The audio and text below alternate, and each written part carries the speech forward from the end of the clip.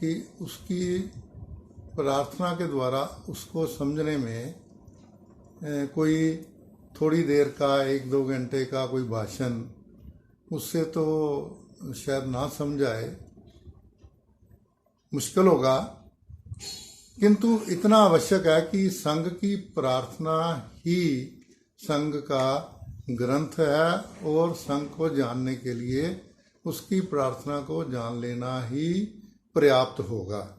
तो मैं थोड़े समय में संघ की प्रार्थना के बारे में जानकारी दे दूं, जिससे कि आपको ऐसा लगे कि उसको विस्तृत रूप से जानना आवश्यक क्यों है। तो संघ की प्रार्थना में सबसे पहले ही, संघ में बोले जाने वाली प्रार्थना में सबसे पहले ही मातृभूमि के बारे में कहा गया है। नमस्ते सदा वत्सले मातृभूमे त्वया हिंदू भूमे सुखम वर्धितोहम महामंगले पुण्य भूमे त्वदर्थे पतत्वेशिकायो नमस्ते नमस्ते। अब पहले पैरे में ही सारी विचारधारा संघ की स्पष्ट होगी कि हम इसको हिंदू भूमि, अपने देश की धरती को हिंदू भूमि कहते हैं। ये हमारी पुण्य भूमि है, ये हमारी मंगलकारी भूमि है, ये हमारी हमें प्यार देने वाली महामंगलकारी पुण्य भूमि है। अब इसका मतलब ये है कि भारत माता की धरती के अलावा हमारे लिए पुण्य कमाने के लिए कोई भी स्थान नहीं है। तो फिर हम इतना इस भूमि का प्यार मिलने के बाद अगर हम कृतज्ञ ना हो तो क्यों, क्या ये कोई अच्छी बात है? इसलिए हम कहते हैं कि यदि मेरा अंतिम शयन हो पतत्वेश कायो, यानी कि मेरा कभी शरीर की आवश्यकता पड़े तो मैं तेरे ही काम आऊं। तो इस तरह मातृभूमि के प्रति असीम प्यार जताते हुए और उसके प्रति अपने प्राणों की बाजी लगाने की उत्कंठा रखते हुए हमने कहा, प्रार्थना में कहा कि हे मातृभूमि मेरा शरीर भी तेरे काम आए। अब यहाँ से मातृभूमि शुरू होकर बीच में जो कुछ कहा है वो संघ ने करना है, संघ के कार्यकर्ताओं ने करना है। किंतु अंत में क्या है?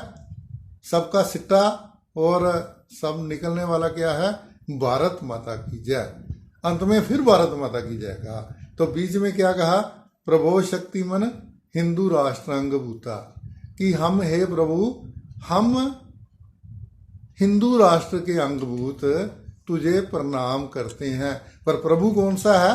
शक्तिमान प्रभु, शक्तिशाली प्रभु की शक्ति की पूजा करते हैं। और शक्तिशाली प्रभु की ही भगवान का शक्ति रूप, उसको ध्यान रखकर हमने भगवान से आशीर्वाद मांगा।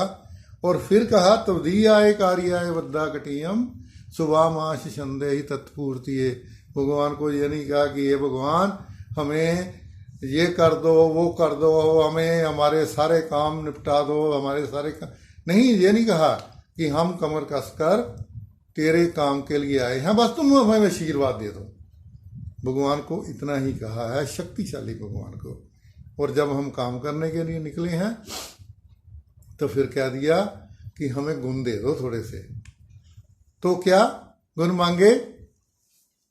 अजय्यांच विश्वस्य देहि शक्तियम सुशीलम जगत्ये न नंबरम भवे स्तंचै व्यक्तकंटकाकी न मार्गम स्वयं स्वीकृतन्न सुगम करे। हे भगवान, हमें अजय शक्ति दो, अब ताकत मिल गई।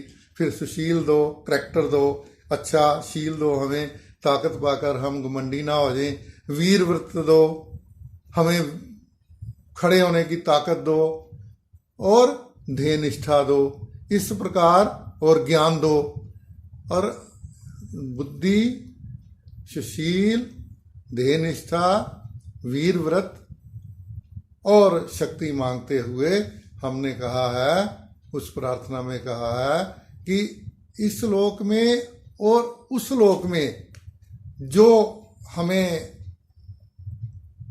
सबसे आगे बढ़ाता है वो वीर व्रत और देनिष्ठा हमारे पास अगर होगी तो फिर हमारी ये विजयशालिनी शक्ति जो है, संघ की शक्ति, वो अपने इस हिंदू राष्ट्र को परम वैभव पर पहुंचा देगी।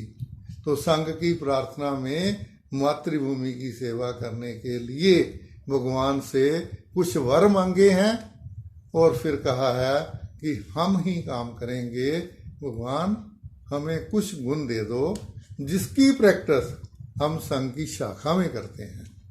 वो गुण ऐसे नहीं है कि कोई वरदान मिल जाएगा, उसकी प्रैक्टिस करते हैं नित्य प्रति शाखा में आकर, और फिर अंत में हम अपने देश को परम वैभव पर पहुंचाना चाहते हैं। परम वैभव का मतलब किसी से कंपैरिजन नहीं है, परम वैभव का मतलब परम वैभव है, किसी से ऊंचा, किसी का मुकाबला ऐसा नहीं है। और अंत में भारत माता की जय बोलकर हम स्वयंसेवक लोग संघ क्या उस दिन का कार्यक्रम समाप्त करते हैं। यही है संघ की में बोले जाने वाली प्रार्थना का संक्षिप्त रूप में अर्थ, जिसको डिटेल में समझने के लिए हमें कभी समय मिला तो उसके बारे में जरूर बात करेंगे। धन्यवाद।